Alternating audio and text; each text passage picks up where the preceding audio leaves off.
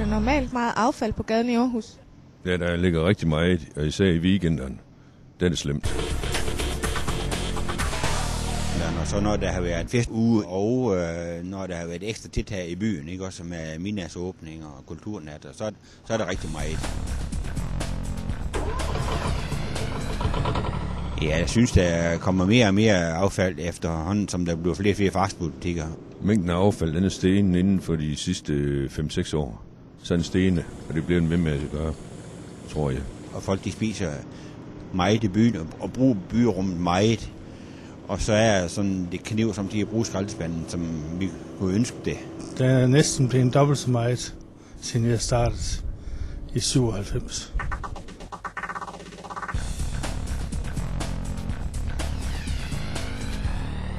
Jamen det er jo særdeleshed fra fastfoodbutikker, ikke også pizza, bakker og ølkrus, man tager med, når man går fra værtshusen. Og de ligger jo flyder overalt om morgenen, ikke også? Burgerbakker og pizzabakker og hvad der nu ellers er, folk de får fat i.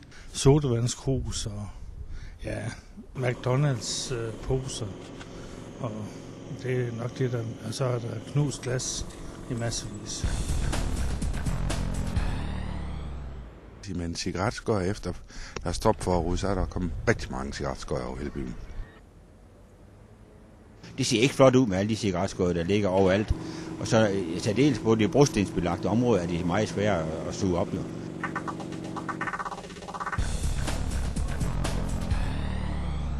Der bliver flere steder, hvor folk de køber fasthus.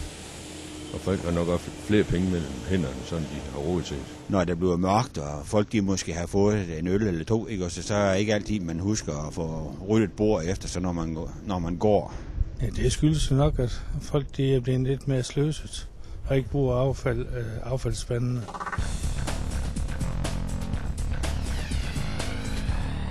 Jamen, man skal prøve at vente til at bruge skraldespandene, når de er der.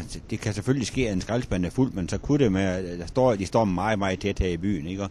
Så det kunne jo være, at de lige kunne gå 5 skridt til den næste skraldespand, hvis du var en, der var fuld, stedet for at smide tingene på gaden. Tænk sig om og benytte de affaldsstativer, der er rundt omkring i byen, og lade være med at bare smide det. Brug skraldespandene og rydde op efter sig selv. Det vil være en god ting, at de kunne lære det.